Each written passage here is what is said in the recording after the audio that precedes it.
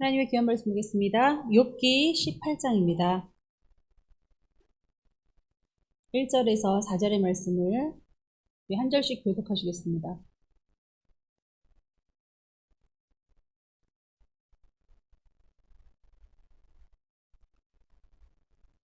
네, 제가 1절 읽겠습니다. 수아 사람 빌닷이 대답하여 이르되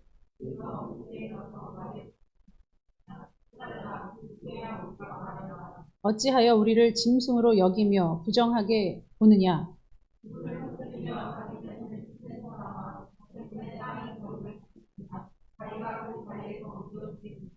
아멘. 기도하시겠습니다. 우리를 너무나도 사랑하시는 주님을 믿습니다. 우리는 인생이어서 죽음을 맞이할지라도 하나님은 그런 거 없습니다. 우리는 시간을 아버지 구애받고 사는 사람일지라도 하나님은 그런 거 없습니다. 우리는 능력이 없고 지존하지도 않지만 하나님은 능력 있으시고 지존하시니 그분이 우리 하나님인 줄 믿습니다. 나의 하나님을 의지하게 하여 주시옵시고, 사단은 할 수 없다라고 얘기하지만 하나님은 할 수 있다라고 얘기합니다. 하나님, 할 수 있는 믿음을 주시옵소서. 우리 교회는 긍정의 말을 하라고 가르칩니다. 그것이 정욕적인 것이 아니라, 그것이 무언가 복만을 쫓아가려고 하는 것이 아니라, 정말 하나님은 복의 하나님, 긍정의 하나님, 될 수 있다고 말하시는 분이기 때문입니다. 그 안에서 정욕으로 흐르면 죄로 가겠거니와 믿음으로 흐르면 무엇이든 될 줄 믿사오니, 우리가 과연 복 받으려고 하는 그 목적이 우리의 안일함과 우리의 복만을 위한 것인지, 아니면 하나님의 나라를 세우고자 복 받기 위함인지만 잘 설정하면 됩니다. 그렇게 정욕으로 흐르지 아니하는 긍정의 사람들 다 되게 하여 주시옵소서. 예수님의 이름으로 기도하옵나이다. 아멘. 네, 세 친구, 나중에는 한 친구가 더 덧붙습니다. 이렇게 4대1로 공박을 하는데요. 총 3라운드 되겠습니다. 1라운드가 끝나고 엘리바스가 2라운드를 시작하죠. 자, 욥은 너무나도 괴롭다고 얘기합니다. 염증이 나서 온몸이 다 아프다고. 그래도 빌닷이 오늘 2라운드를 시작하는 것이죠. 자, 빌닷은 유명한 말을 했습니다. 내 시작은 미약하나 내 나중은 심히 창대하리라. 그러니까 회개하라. 회개하면 복을 다시 받을 수 있어. 이렇게 얘기를 합니다. 인과응보죠. 권성징악입니다. 욥은 생각합니다. 나도 그런 줄 알고 회개를 많이 했는데 지금도 회개하지. 왜냐하면 복을 받으려고 회개하는 게 아니라 원래 우리는 죄인이니까. 그런데 그것만으로는 설명이 안 될 것 같아. 지금 그러고 있는 중입니다. 왜냐하면 전에 회개했어요. 사람을 감찰하시는 이여 내가 범죄하였던들 주께 무슨 해가 되오리까? 어찌하여 나를 당신의 관역으로 삼으셔서 내게 무거운 짐이 되게 하셨나이까? 왜 내 허물을 용서해 주시지 아니하나이까? 하면서 회개를 곧잘 합니다. 안 하는 게 아니에요. 그런데 방법이 회개만 있는 것처럼 얘기를 합니다. 여러분, 진정한 회개가 무엇입니까?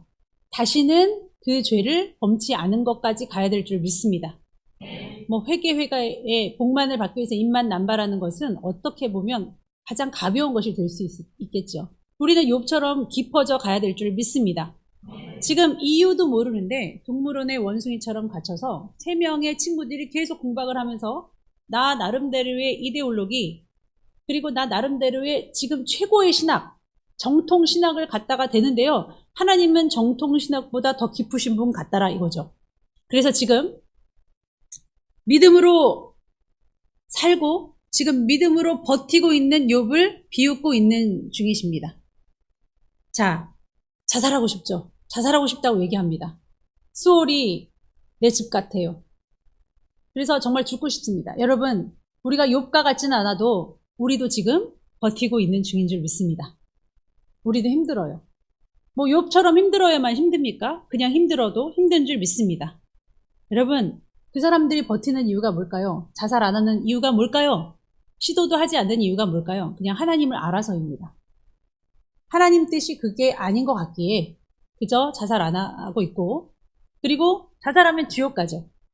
그래서 안 하는 중입니다. 그런데 왜 비웃습니까? 왜 믿음 안에 참으려고 하는데 비웃습니까? 우리가 알고 있는 신앙인이라고 해도 우리 안에서의 신학과 철학은 나름대로 정립이 되어 있습니다. 그게 바로 세계관인데, 나는 적당히 세상과 버무려 하나님을 믿고 싶어 하는 세계관을 갖고 있는 크리스찬들도 있습니다. 여러분, 계시록에 멸망받을 자들은요, 하나님을 안 믿고 불신하는 자들은 완전히 따놓은 당상이고요. 믿음의 사람들 중에서 양과 염소를 가른대요. 그러면 믿음의 사람들 가운데서도 염소가 있다는 거예요. 그게 내가 아니기를 항상 점검하시기 바랍니다. 교만하면 안 돼요. 바울이 남은 구원받게 하고선 내가 지옥에 갈까 두렵다. 나는 날마다 죽노라 하지 않습니까?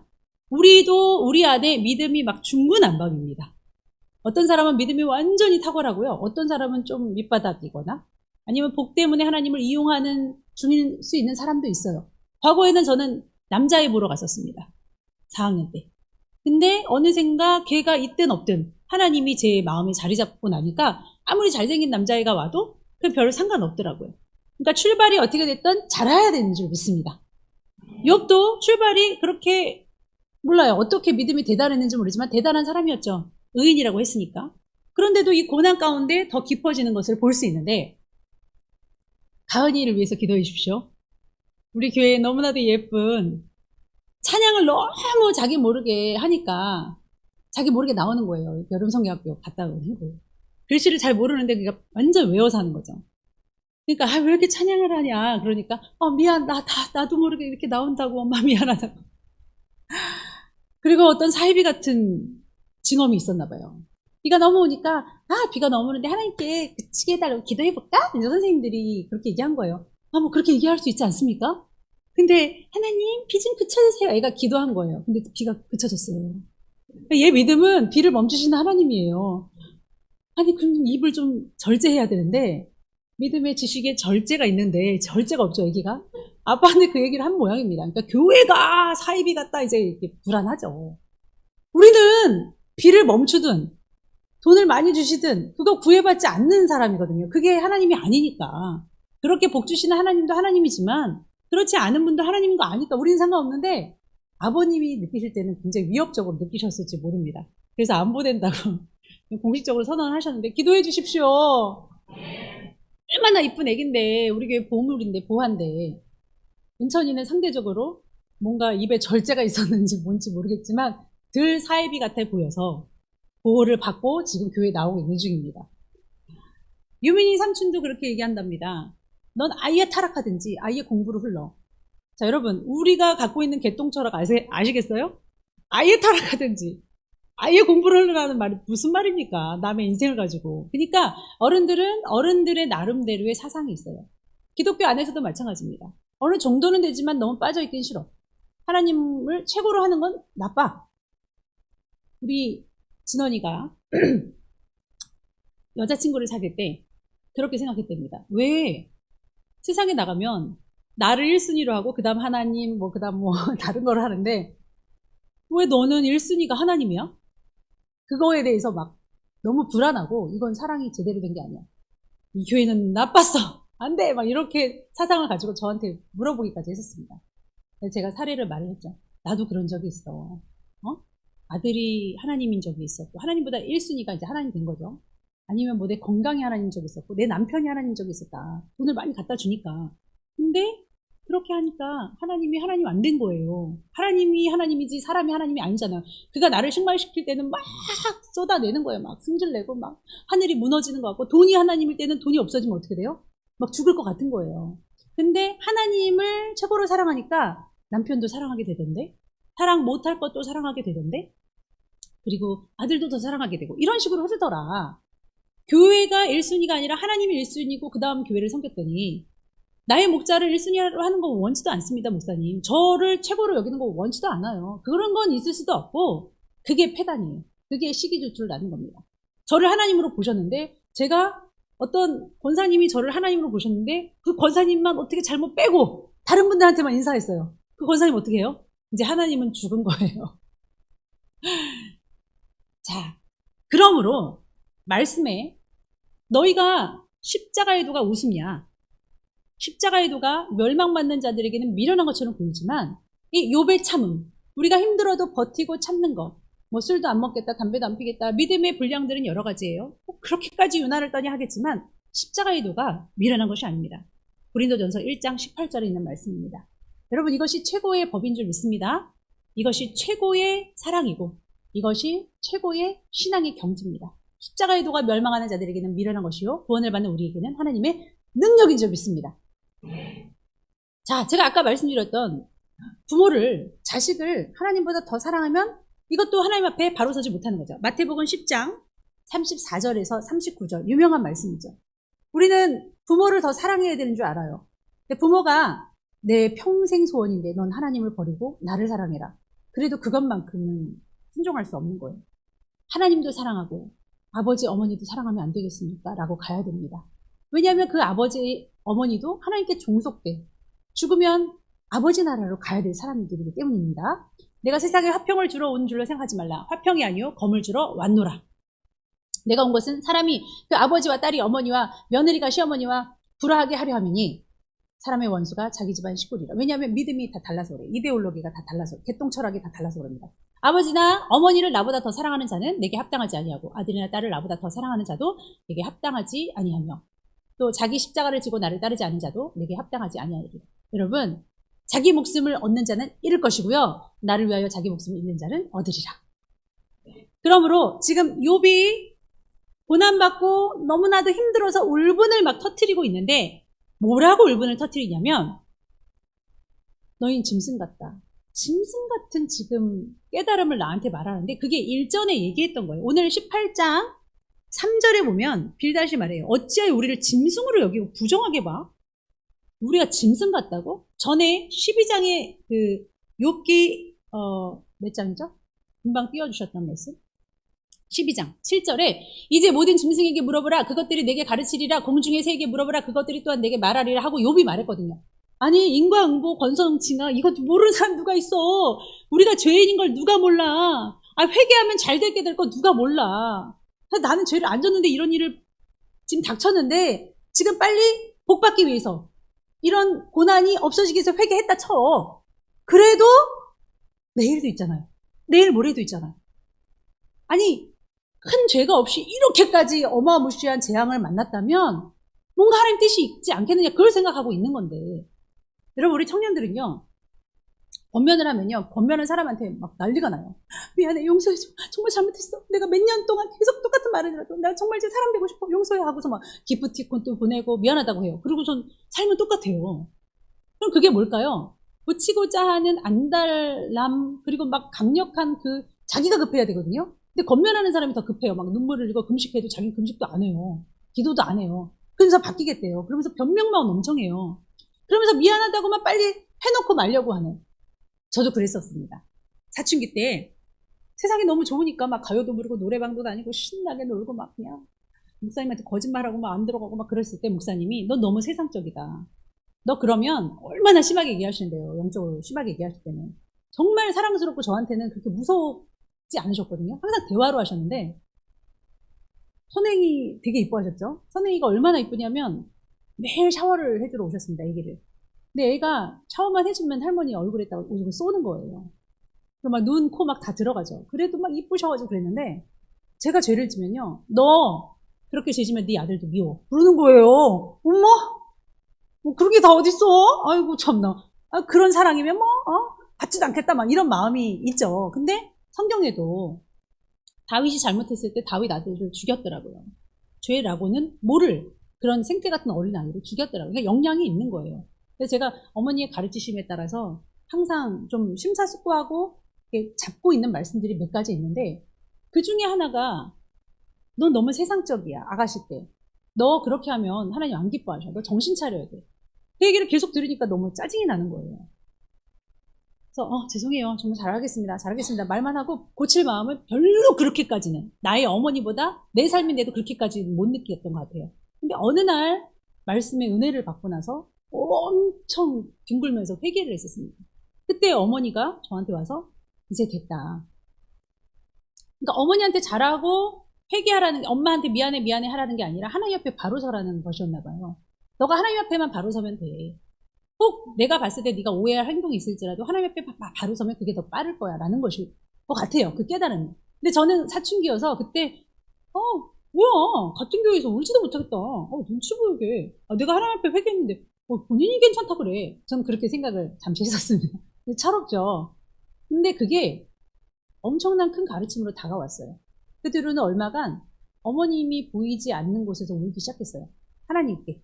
엄마하고는 상관없는 거예요. 그분이 뭐라고 저한테 얘기하시든 상관없이 하나님 앞에 깊어지기 시작했습니다. 자, 욥은 지금 그러는 거예요. 욥은 지금 깊어지고 있는 줄 믿습니다. 그래서 욥이 그렇게 말을 해요. 짐승도 다하는 권선징악 얘기하지 말아라. 죄가 있어서 고난을 받고 혼나고 그리고 말 잘 들으면 복 받는 것 누가 모르냐? 그 말을 하고 있습니다. 근데 그거 말을 하는 것에 대해서 너가 우리를 감히 부정하게 여겨? 생각해봐. 울분을 터뜨리며 자기 자신을 찢는 사람아, 어디서 울분을 터뜨려? 그 말이에요. 누가 봐도 네가 죄인이고 누가 봐도 네가 저주받았지. 우리는 아무렇지도 않은데 우리가 의인이야. 이런 상황입니다. 그러면서 자신을 찢는 것에 대해서 뭐라고 합니다. 제가 아까 그랬죠. 참고 있다고, 버티고 있다고. 버티는 거 잘하는 것입니다. 십자가의 도인 줄 믿습니다. 자, 자신을 찢는 거 잘하는 걸까요? 잘하는 겁니다. 제가 막 울면서 뒹굴었다 그랬죠? 새 친구 보라고 그렇게 한 거 아닙니다. 하나님께 그렇게 하는 거예요. 우리 목사님 보라고 한 거 아니었어요. 저는 제가 제 자신을 찢는 거였어요. 그걸 보고 싶으셨나 봐요, 목사님은. 근데 그 이후로 더 찢었습니다. 정말 좋은 친구라면 이런 식의 말을 하는 게 아니라 더 찢어, 더 울부짖어 라고 말을 해야죠. 답이 있습니까? 대안이 있어요? 이 고난의 끝이 어딘지 얘기해 줄 수 있어요? 아니잖아요. 자, 모세가 홍해 가를 때 제가 말씀드렸죠. 출연회 때. 울부짖었습니다. 사자 자기 새끼를 누가 훔쳐간 것처럼 막 포효했다고 그랬어요. 모세의 울부짖음은 그랬습니다. 왜냐하면 죽게 아니면 살게예요. 항상 그런 식이었습니다. 아니, 홍해를 맞닥뜨리게 됐는데 홍해를 향해서 기도를 하는데 아무 실험도 안 했어요. 앞에는. 조금씩 갈라져요. 뭔가가 막 뭐가 있죠. 동풍으로 바람이 일어났다는 것은 저 끝에서부터 가르고 왔다는 거예요. 안 보여요. 안 보여. 저 끝에서부터 가르고 오는 게 보이지가 않아요. 내 앞에는 아무것도 없어요. 얼마나 부르짖었겠습니까? 자연 만물이 홍해도 가르시는 하나님, 네가 의인이라면, 네가 바로 섰다라면 모든 자연 만물이 너를 도와줬을 거다. 이거예요. 그래서 이렇게 얘기합니다. 울분을 터뜨리면 자기 자신을 찢는 사람아, 너 때문에 땅이 버림을 받겠냐? 바위가 그 자리에서 옮겨지겠냐? 왜 자연 만물이 너를 안 도와주지? 왜 땅에 소산이 없어? 조금이라도 네가 먹을 게 있으면 되는데 왜 그러겠어? 네가 잘못했기 때문이지 라고 얘기하고 있습니다. 그러니까 우리는 더 부르짖어야 될 줄 믿습니다. 사람한테 부르실 거 없고요. 우리의 싸움은 혈과 육에 있는 게 아니기 때문에요. 정사와 권세자들, 이 세상의 어둠의 그 영과 싸워야 됩니다. 그 당사자들과 싸울 생각하지 말고요. 자꾸만 이런 일이 일어나는 내 자신, 그 상대방에게 있는 악의 영과 싸우세요. 정말 좋은 친구라면 자신을 찢어, 울부짖어 이렇게 말하겠지만 반대로 얘기하고 있는 겁니다. 자, 여러분, 모든 자연 만물이 정말 나에게 등을 돌리는 것 같아요. 나는 정말 힘들어서 살겠는데 어디까지 힘드냐면요. 제가 발꿈치에 염증 났었다 그랬죠. 여기 발꿈치도 나오네요. 그 말씀을 증거하려니까 하나님이 9절 18장 9절 그의 발 뒤꿈치는 덫에 치이고 그의 몸은 올무에 얽힐 것입니다. 제가 발 뒤꿈치가 엄청 아파서 주사 맞았다니까요. 주사가 그렇게 시원할 정도로 발 뒤꿈치가 그렇게 아팠다니까요. 이렇게 몸까지 망가지고 자식 새끼 다 죽고 다 하나도 없는데 먹을 것도 없는데 땅도 저주를 받은 것 같아요. 그래서 뭐 어떻게 유지가 안 되는데요. 내일의 태양은 막 뜨는 거예요. 너무 밝게. 너무 야속하지 않겠습니까? 이 말이 굉장히 야속하게 들릴 수가 있을 것입니다. 자, 여러분, 우리는 욥처럼 아프지도 않고 욥처럼 대단한 저주를 받지도 않았는데 그래도 아픕니다. 그래도 염려가 있습니다. 그거 다 압니다. 근데 왜 버텨요? 하나님의 계획을 믿기에. 여러분이 하나님을 믿기 때문에 버티고 있는 것 같아요. 저는 그 믿음을 존중하고 칭찬합니다. 빌다시 내 시작은 미약했는데 내 나중에 창대할 거라며요. 왜 이렇게 앞뒤가 안 맞는 말을 하냐고요. 내 나중에 창대할 거라며요. 우리 그거 믿고 여기가 끝이 아니라는 걸 믿고 지금 하는 겁니다. 근데 왜? 요봐, 너 악한 사람이라 이렇게 저주받는 거야. 왜 너 악인인 걸 왜 거부해? 너 망했어. 끝났어. 이제 저주받고 이제 이게 재앙이 아니면 뭐야. 이게 저주가 아니면 뭐야. 이제 끝났다고. 여러분, 이게 맞나요? 재앙을 만나면 죄인인가요? 여러분 지금 재앙을 만나도 죄인이 아닐 수도 있습니다. 왠지 아세요? 그냥 우린 죄인이에요. 매사에 죄 지을 마음뿐이에요. 이게 복과 연결해서 죄인이고 아니고 그건 짐승과도 같은 당연한 생각이고요. 우리가 잘못이 있어서 뭐 이렇게 혼나나 보다 이런 거는 누구나 다 할 수 있는 생각이에요. 그 근본적인 생각을 하지 말고요. 그거 플러스 그 이후에 지금 저주를 받아서 내가 죄인이야? 아니야, 나는 원래 죄인이잖아. 난 매일 회개할 거야. 난 잘못하고 있는 사람이니까. 난 마음의 욕심도 있더라. 내가 매일 죄를 점검할 거야. 그러니까 다시 말해서 저주만 오고 재앙만 임했다고 해서 회개할 게 아니라 난 늘 회개할 거야. 난 감사할 거야. 왜요, 여러분? 심판이 있기 때문이에요. 나중에 끝에 심판이 있기 때문입니다. 지금이 끝이 아니에요. 우리는 풀과 같은 인생이고 우리는 삶의 과정 속에 있습니다. 그 과정 속에 이 저주, 이 끝인 것 같은 이 심판이 있습니다. 이 고난을 통해서 나를 쓰시고 나를 만들어가고 나를 깨닫게 하시고 회복해 가시는 그 계획 중 하나님의 계획 안에 고난도 있을 수 있는 거라 이거예요. 그 탁월하신 거죠. 인생 몽둥이로 맞으니까 하나님을 더 기억하거든요. 내가 어려움을 맛봐봐야 하나님을 사랑하거든요. 하나님을 보거든요.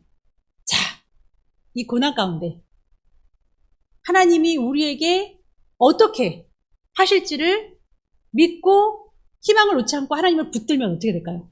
하나님만 계속 붙들고 포효하고 울부짖고 막 뒹굴고 하나님을 기억하면 어떻게 될까요? 하나님이 우리의 미래를 열어줄 줄 믿습니다. 그걸 봐야죠. 하나님을 죽지도 않았는데 너만 죽어 그냥. 예? 우리는 죽을 인생이니까. 그런데 자꾸만 하나님이 죽은 것처럼 우리가 생각한다 이거죠. 그 또한 불신인 줄 믿습니다. 이사야 40장 5절을 한번 보겠습니다.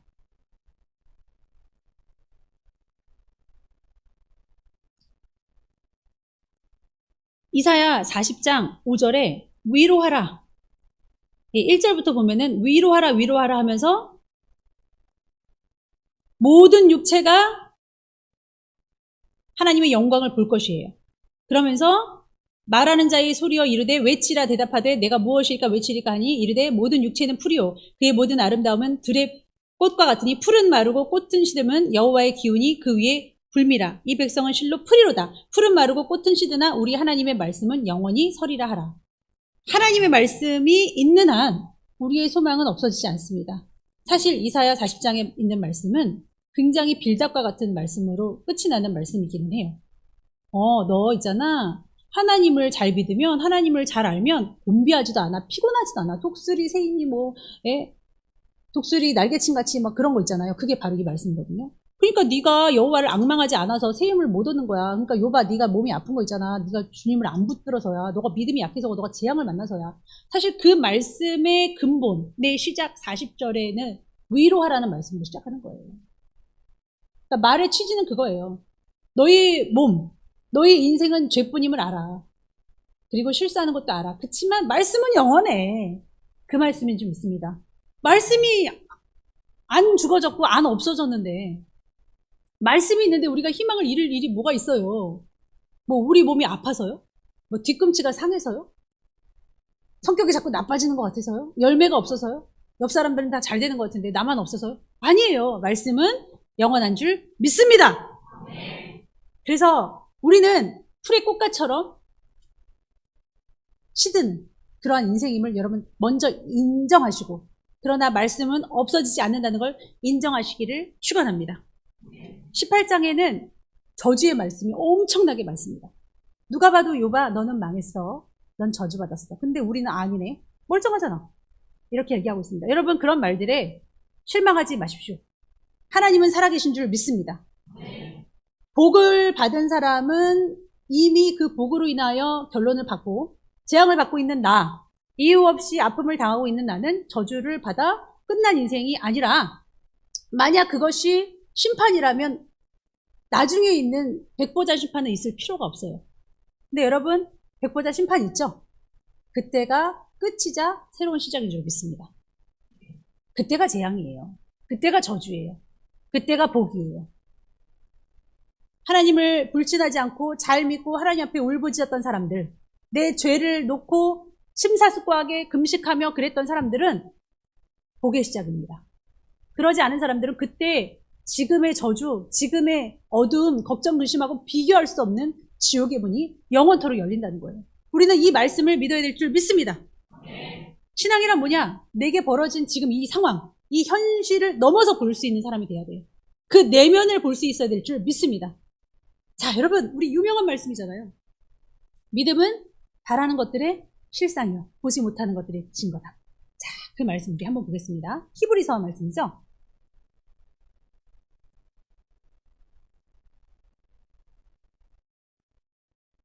히브리서 11장입니다. 전 빌닷에게 얘기합니다. 아니면 빌닷처럼 얘기하는 자신만의 철학으로 하나님을 안다고 하는 사람들이 공박하는 그 말에 변론하겠습니다.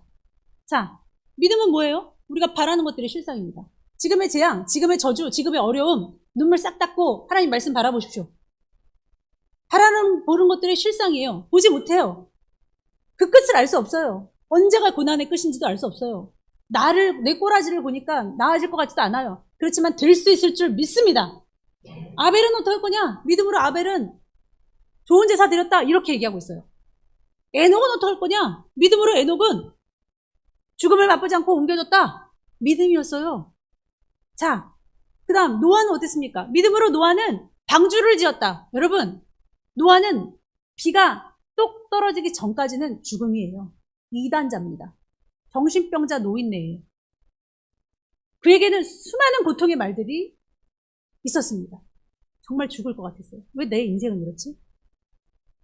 그런데 믿음으로 아직 보이지 않는 그 희망, 소망의 하나님을 바라본 거예요. 한 번도 비가 내리지 않았다고 그랬습니다. 비가 뭔지도 몰라요. 하늘에서 무슨 물이 떨어져요. 무슨 배를 만드냐고요. 배가 뭔지도 모를 그때였습니다. 여러분, 믿음이 아니었을까요? 욥은 지금 그러고 있는 거예요. 내가 지금 악창이 나고 나 죽을 것 같고 나는 저주를 받은 건 맞는데 나 주님 바라볼 거야.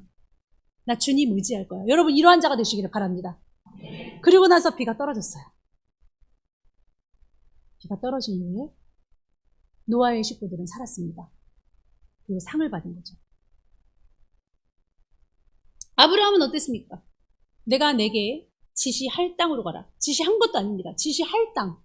나 여기 터잡고 좀 괜찮은데 뭐 어디로 가라고. 어딘지 모르지만 내가 말하면 그때그때마다 가야 돼. 이게 믿음이 아니었으면 어떻게 됐겠습니까? 그러면 아브라함은 뭘 바라봤냐? 10절입니다. 히브리서 11장 10절. 이는 그가 하나님이 계획하시고 지으실 터가 있는 뭐를 바라봤어요? 성을 바랐습니다. 하나님의 계획이 있을 거야. 이 계획 안에 고난도 당연히 있을 수 있지. 그렇지만 하나님을 바라보고 갈 거니까 상관없어요. 자, 여러분, 이런 사람들은요, 세상이 감당 못할 사람이래요. 살아도 나이가 많았지만 잉태할 수 있는 힘을 얻었습니다. 믿음을 얻었다 그랬습니다. 여기 엄청 많아요. 이삭, 야곱, 요셉. 믿음으로 모세를 낳았을 때 그 부모가 이 모세 살려주실 거 믿어. 더 나아가 출애굽해 주실 지도자로 삼으실 거 믿어. 이랬다는 거예요. 여러분, 이 믿음을 누가 말립니까? 이거를 누가 너는 왜 그렇게 교회만 집착을 해? 왜 하나님만 1순위야? 예? 진원이처럼 왜 하나님이 1순위일까요? 이건 어떻게 할 수가 없어요. 자, 모세는 장성하면서 애굽의 모든 보화보다 나는 이 고난을 택할래. 왜? 나는 그 끝이 보이지 않는 하나님의 상을 바라볼 거야. 자, 몇 절에 있습니까? 24절입니다. 23절부터 한번 볼게요. 믿음으로 모세가 낳았을 때에 그 부모가 아름다운 아이임을 보고 석 달 동안 숨겨 왕의 명령을 무서워하지 않았습니다. 믿음으로 모세는 장성하여 바로의 공주의 아들이라 칭함 받기를 거절하고 도리어 하나님의 백성과 함께 무엇을 받기를? 여러분이 그토록 싫어하는 재앙과 연단과 저주를 받기를 싫어했습니다. 잠시 죄악의 낙을 누리는 것보다 더 좋아하고 그리스도를 위하여 받은 수모를 애굽의 모든 보화보다 더 큰 재물로 여겼으니 이는 상 주심을 바라봅니다. 무엇을 바라봐요? 상을 바라봤습니다. 여러분, 상 주심을 믿으시기 바랍니다. 지금 나의 고난은 꼭 하나님의 연단 속에 계획하실 거야. 물론 내 죄의 뿌리로 인하여 내 근성이 있어서 그걸 사용하셨는지 모르겠지만 그것으로 인해서 벌보다 더 많은 벌을 주셨는지 모르겠지만 어쨌든 난 하나님의 뜻을 믿어. 그렇게 믿었던 욥이 나중에 복이 더 많았습니다. 그쵸? 예수님이 포효했어요. 절규했어요. 몸을 뒤틀었어요. 막 울었습니다. 어찌하여 나를 버리십니까? 그렇지만 나를 부활시키실 하나님을 믿었다 이거예요. 포효하라고, 하나님께 매달리라고 그렇게 말해주는 친구가 돼야 될 줄 믿습니다. 홍해를 건넜다 믿음으로 29절에 나와 있고 30절에 여리고도 믿음으로 도른 거다. 기생 라합도 믿음으로 숨겨준 거다. 그래서 그 가문이 보호함을 입은 거다. 내가 무슨 말을 하리요? 32절에 나와 있습니다. 이제 말씀을 마치려고 합니다. 내가 무슨 말을 더 하리요? 기드온, 바락, 삼손, 입다, 다윗, 사무엘아, 선지자들이 이렇게 말하려면 시간이 다 부족해. 모두가 다 무엇이었다? 믿음이었다. 믿음 안에 있는 소망과 희망을 버리지 아니함이었다. 여러분 소망 버리시렵니까? 다시 말해서 내가 좀 잘 나간다고 빌다처럼 나 괜찮던데? 형통하던데? 나는 좀 괜찮은가 봐. 그런 생각 할 필요도 없어요. 우리 하나님이 아니기 때문에 하나님 뜻을 알 수가 없어요. 그래서 남을 무시하는 말 함부로 하지 마십시오. 남이 우리의 사랑만을 줘야 될 그런 대상이 아니에요. 제가 그 집사님에게 우리 다 힘들어요. 우리 다 앞으로 전진하는 하나님만을 바라보고 참고 있는 사람이지 본인이 화냈다고 본인이 통보했다고 해서 입 다물고 가만히 있는다고 해서 바보여서 그런 게 아니고요. 저 사람 성질도 없어. 나는 이 교회에 성질을 부릴 수 있는 사람으로 좀 무서워야 돼. 이거 아닙니다. 더 무서운 사람들이고 이빨 없으면 잇몸으로라도 하는 사람들인데 누구 때문에 참는 겁니까? 하나님 때문에 참는 거예요. 여기 성질 없는 사람이 세상에 어디 있습니까? 예? 손 오므라들고 내 거를 더 사고 싶고 남한테 베풀기 싫어하는 사람들 기본적으로 우리 다 사람들이라면 그렇다 이거예요. 기본적으로 풀이 마른 것 같이 풀과 같은 인생이라 이거예요. 뭐 대단한 사람들 없다 이거예요. 그런데 시기 질투 안 하려고 노력하는 건 하나님 때문이었다는 거예요. 그리고 소망을 잃지 않고 전진하려고 하는 것은 세상이 감당 못할 믿음이었다는 거예요. 자, 35절에 보면 여자들이 어땠냐면요. 죽은 여자들은 자기의 죽은 자들을 부활로 받아들이기도 하며 또 어떤 이들은 더 좋은 부활을 얻고자 하여 심한 고문을 받되 구차히 풀려나기도 원치 않았대요. 이 고문 여기서 풀려나기도 원치 않았대요. 왜? 상을 바라보려고요. 조롱, 채찍질, 뭐 옥에 갇히는 거, 돌로 치는 거 막 이런 거 안 무서워했다는 겁니다. 우리도 그런 사람 돼야 될 줄 믿습니다. 이런 사람은 세상이 감당하지 못하느니라. 우리 함께 따라 하시겠습니다. 이런 사람은 세상이 감당하지 못하느니라. 참으니까 우스운 거 아닙니다. 우스운 사람 아니에요. 그 반대예요. 그래서 참는 거고, 그래서 바뀌는 거고, 그래서 변화되는 겁니다. 목사님 앞에 제가 사춘기 때 내가 회개하는 모습을 자주 보여드리지 못했지만 집에서 또 목사님 안 계실 때 많이 울었다는 것은 그만큼 심사숙고하며 참는 사람 돼야겠다. 변화되는 사람 돼야겠다.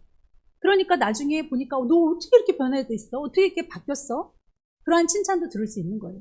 사람에게 칭찬을 들으려고 사람한테만 땡쳐버리고 내 삶은 아무렇게나 하는 그런 사람 되지 마시기 바랍니다. 바꿔 말해서 내가 형통하고 내가 잘 나가도 그러지 못한 사람을 함부로 논단하지 마시는 여러분 되시기를 축원합니다. 기도하겠습니다. 하나님 너무나도 감사합니다. 우리에게 주시는 하나님의 소망의 말씀, 희망의 말씀이 너무나도 귀합니다. 맞습니다. 하나님은 살아계십니다. 그리고 하나님은 무엇이든지 하실 수 있는데 우리가 너무 우리 자신만 바라봤습니다. 못할 것 같았습니다. 그리고 언제나 이렇게만 살 것으로 생각했습니다. 믿음 없음을 용서하여 주시옵소서. 우리 주님처럼 힘내고 죽음이 온다 할지라도 세상이 감당 못할 사람들이 되어 상 주실 하나님을 바라보고 인내하고 참고 겸손하게 그렇게 이 인생의 삶을 예배로 잘 살아드리게 하여 주시옵소서. 예수님의 이름으로 기도하옵나이다. 아멘.